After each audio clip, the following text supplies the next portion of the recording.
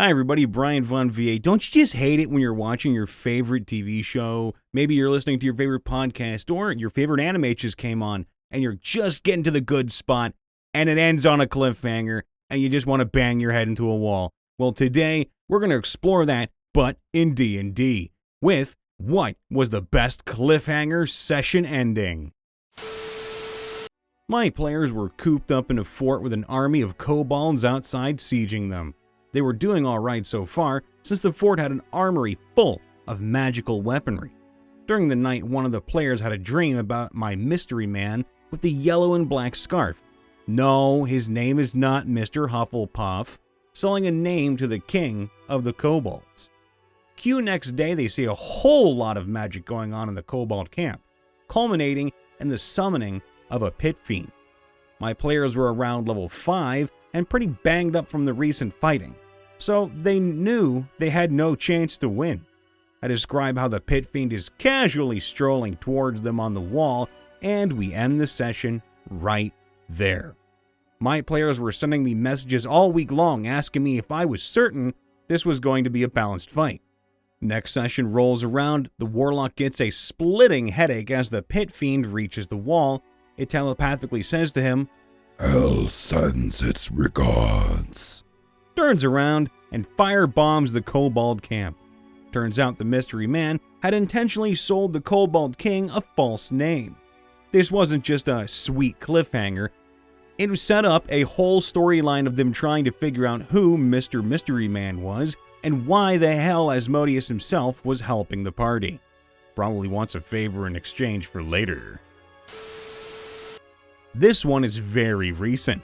Our party ended up in the city of Brass against our wills, and we were dragged in front of the Sultan of the Ifrit. After talking with him, he declared he's worried our high-level party might be too dangerous to be allowed to live. We were given an hour to prepare our cases to him, during which time he removed all access to the weave to prevent escape. Two members of the party go forward and present their cases explaining why they aren't too dangerous. I start presenting my case and the Sultan doesn't much care for what I said, so he separates me from the group. DM called the session for the night. Immediately after, our party cleric reminds that due to family visiting to look at his new baby, he's going to be gone for the next 2 weeks. Due to the important nature of the coming conversations and the people's ability to react to them, as well as the fact the cleric hadn't a chance to defend himself, DM rules we won't play without him, and we'll be taking a 2-week break. During the break, DM announces he's helping his sister move and won't be home the week the cleric comes back, so our break is now 3 weeks. We spent 3 weeks wondering how the Sultan would roll on our party, while my own character was actively in the hot seat. My anxiety was through the roof for a solid month. When we finally played again, my monk, who wants to befriend everyone, was the only one deemed too dangerous. I survived by promising to not destroy the world. My DM added the promise to my flaws, which is probably equally ominous to the 3-week build-up. The campaign my buddy ran about a year ago. The setting was a mountainside town with very little magic, which was protected from anomalous and evil entities. The story was that the king was dying and was passing on his kingdom to his eldest son. We were a group part of the Adventurers Guild, who could be hired out for various things. The youngest son of the king hired us to retrieve a piece of armor originally worn by the king's father. However, there was a group of fanatics guarding it. They denied the legitimacy of the eldest son's rule and were loyal to the younger son.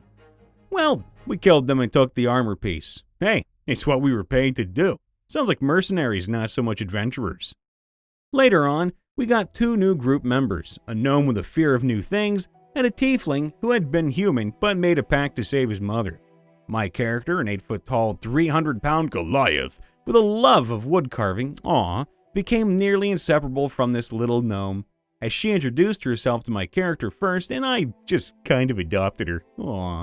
Fast forward to the coronation ceremony. The king is about to hand his kingdom over to his son when the younger son bursts in and basically calls out the legitimacy of the son, claims he has allowed evil into the kingdom, by revealing he'd capture our tiefling and then blame the guild for facilitating this evil. One of the loyalists we killed became a revenant. Ugh, that's not good. So with an all-out brawl imminent, the gnome vanishes from my sight. She ducked under the seats and scurried away. I became frantic trying to find my little friend as my teammates were readying spells and weapons. And then the story ended. That was the end of the session for the night. We never made it back to it as the DM, gnome, and tiefling all moved away. And now we'll never know the end. Well, I'll tell you one thing. You could bet your ass that your Goliath saved that gnome given how much you loved her.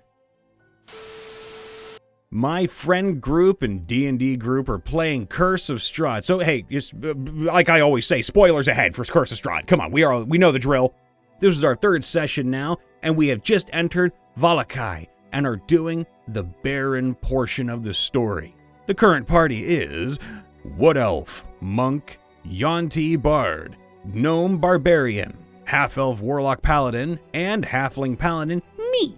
We had just made a deal with Lady Watcher to put the Burgomaster, aka the Baron, his wife, and his son, who had been rumored to be practicing dark magic, on trial, and let the village decide their fate.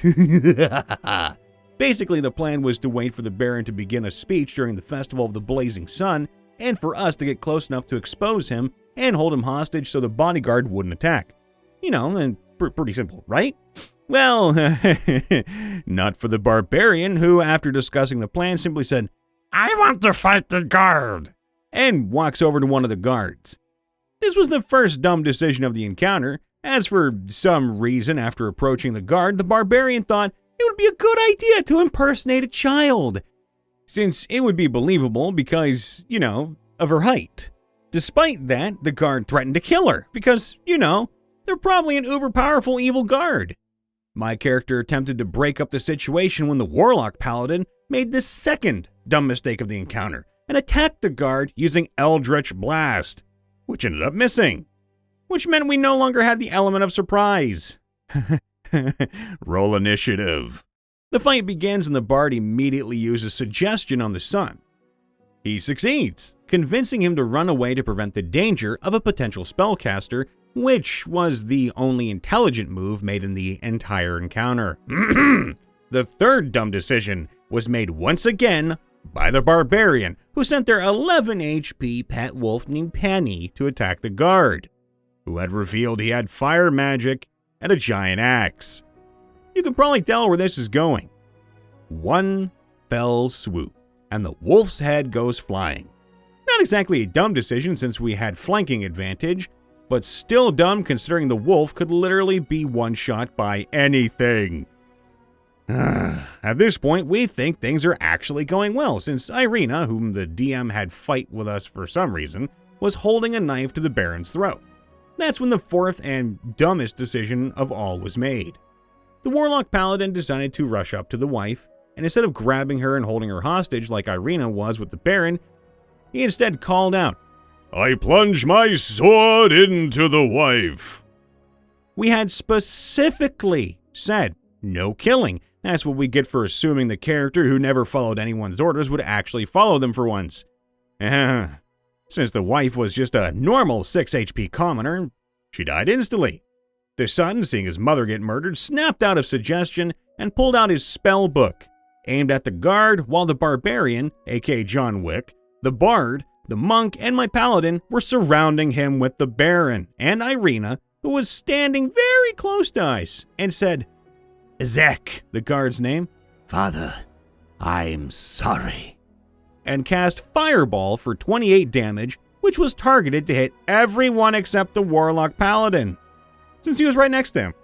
Everyone succeeded their rolls and only took half damage, except for me, who ended up losing more than half my health, the Baron, who was burnt to death instantly, and worst of all, Irina, who the DM had intended to get to the point of death saves, but did exactly enough to kill her outright.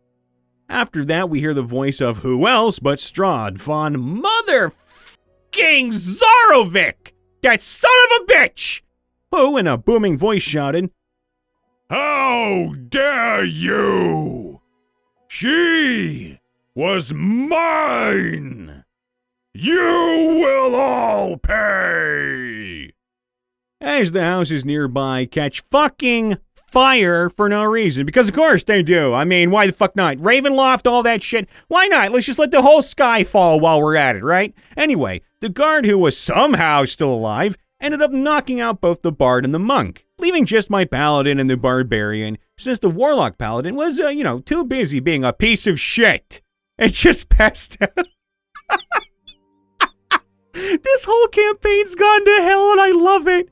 Eventually, the barbarian kills the guard, and I walk over to where the son and warlock paladin, who had fallen unconscious for character reasons, were after healing the rest of the party. Since I'm a lawful good paladin, moral compass of the party, I decide to kick the warlock paladin in the junk rather than just killing him. I then walk over to the son, shout at him, and tell him just to run before he can leave. Strahd looks at the son and tells him instead of killing him, he would give him a new, more fitting form. So Strahd turns the son into a worm, then steps on said worm, killing him instantly, and kind of oxymoronic move right there, but cool. The session ends on the cliffhanger that mist is beginning to creep in while we are all nearly dead, and probably about to be jumped by Strahd and his goons. TLDR, Barbarian, who I've dubbed John Wick at this point, and Warlock Paladin make really stupid decisions, resulting in the only character that matters becoming that burnt cafeteria food in bad school cafeterias. And of course, don't forget Strahd now threatening to kill us with whatever bullshit comes out of the mist, because that's what happens in Ravenholm. Quick notes. The party's not mad at the Barbarian or the Warlock since they were just in character and that was still a blast, but are still annoyed about what might possibly happen now that Irena's dead and Strahd wants us dead. I also may or may not slap the shit out of the Warlock Paladin's player next time I see him in real life, which, honestly, that was my favorite story for a long time, because boy did that, you could have a lot of crazy shit happen in Curse of Strahd, and this little story campaign, my god, did that just go to hell in a handbasket real fast, and that made me happy. Hey everybody, Brian Von VA here, back at it again, checking in after the vid. Make sure to leave a like, subscribe, ring that bell, and just stay tuned in case we go live. Because, hey, look, we might sometimes do it, very rarely. But if you want to catch us live, though, please do so on Twitch, because we don't really go live on YouTube anymore. And check us out on TikTok. 30 to 60 second clips, you're not going to regret it. Head on over there for your quick fix for MrRipper today. If you want to submit a story, submit it on r/MrRipper. Links are in the description below, as per usual. If you want to check me out, Brian Von VA, do so on YouTube, Twitch, and TikTok, or Twitter, whatever. Just go find me. Come on, everyone, come find me. Come say hi. I always try to end things on a positive, and I never thought you guys would make me laugh or act this hard in a story thread. So, I mean, thank you. I appreciate that, but I just want to say, chaos is sort of the flavor of life sometimes, you know? And reading especially the last story and just how nutty it got, my god. I am in love with everybody out there who has like just this wild imagination, and that's the way it's meant to be played. D&D, that is. D&D is meant to be played where you all just stay in character and have fun. I mean, yeah, you might screw an entire campaign up, you might accidentally break the railroad, but I mean, that's sort of the fun part about D&D. And I don't want you guys and gals out there to just, hold back your imagination or your creativity or your innate desire for pure rage and chaos just because of that. So go out there, have fun, be you, don't worry about no one else's opinion, and have a good time and tell us all about it. Tell me in the comments what you've done today with your D&D campaign, or hell, just what you've done in general to make yourself happy. All the love, be safe, be healthy. I'll see you next time. Bye for now.